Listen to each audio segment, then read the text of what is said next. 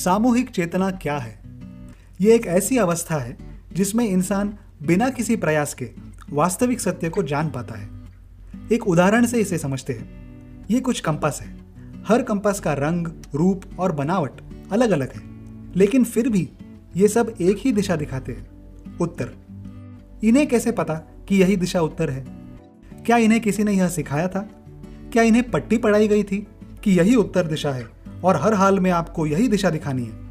या इन कंपासों ने एक दूसरे के साथ कोई गंभीर चर्चा की या कोई वैज्ञानिक प्रयोग किए ताकि वे सत्य को समझ सके? नहीं, ये सब तो हम मनुष्य करते हैं सत्य की खोज में, क्योंकि हम अज्ञानी हैं। कंपास अज्ञानी नहीं है, उन्हें सत्य का ज्ञान है, क्योंकि वे उसे महसूस कर सकते हैं। पूरे पृथ्वी पर एक चुंबकीय शक्ति फैली हुई है। इस शक्ति को पृथ्वी पर स्थित हर कंपास महसूस कर सकता है, चाहे वो कहीं भी हो। और इसलिए हम यह कह सकते हैं कि उत्तर दिशा एक वास्तविक सत्य है।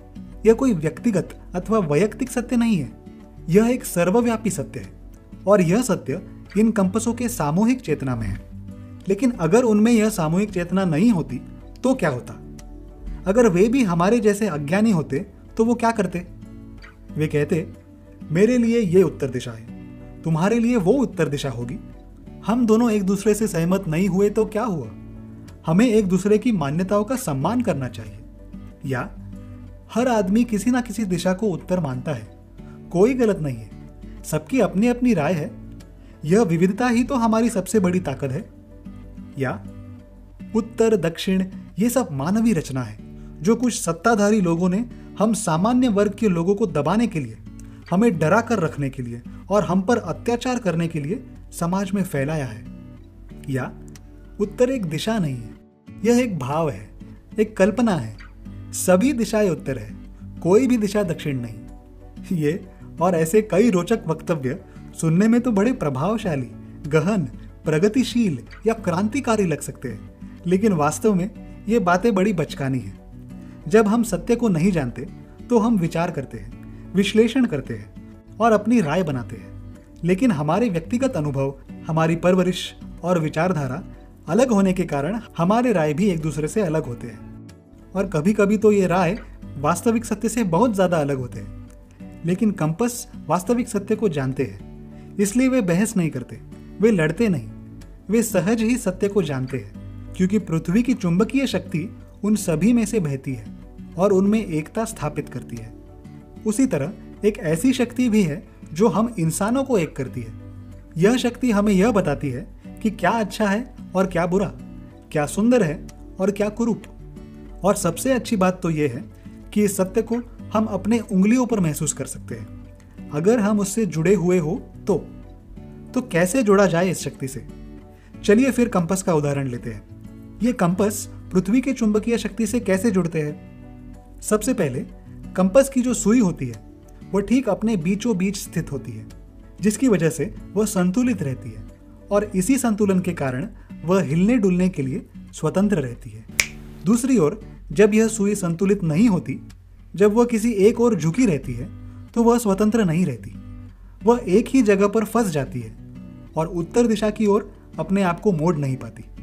इससे हम यह समझ सकते हैं कि स्वतंत्रता केवल संतुलन से आती है। हमारे साथ भी यही होता है। हम सब यह मानते हैं कि हम स्वतंत्र हैं, क्योंकि देश का संविधान ऐसा कहता है। लेकिन वास्तव में केवल वही लोग स्वतंत्र होते हैं जिनकी जीवन शैली संतुलित होती है। जो लोग अतिवादी होते हैं, कट्टर होते हैं अथवा बहुत ज्यादा अहंकारी होते हैं, वे बिल्कुल भी स्वतंत्र नहीं होते। जो न दूसरों को हानि पहुंचाते हैं और न स्वयं को, वही वास्तव में स्वतंत्र है। तो स्वतंत्र होना या संतुलित होना इस सामूहिक चेतना को प्राप्त करने की पहली आवश्यकता है। दूसरी ओर सबसे महत्वपूर्ण आवश्यकता यह है कि सुई चुंबकीय होनी चाहिए, तभी यह पृथ्वी की चुंबकीय शक्ति से मेल खाएगी। इसके विपरीत अगर सुई चुंबकीय न हो, यानी वह कोई लोहे का साधारण टुकड़ा हो, तो वह पृथ्वी के चुंबकीय शक्ति को महसूस नहीं कर पाएगी और अलग अलग दिशाओं में मुड़ते रहेगी। हालांकि यह स्वतंत्र है, संतुलित है, फिर भी यह नहीं जान पाती कि उत्तर किस दिशा में है। क्या फायदा ऐसे संतुलन का? उसी तरह वे मनुष्य जो संतुलित है, जो ना दूसरों को तकलीफ देते हैं और ना स्वयं को, वे निश्चित रूप से स्वतंत्र हैं, इसमें कोई शंका नहीं।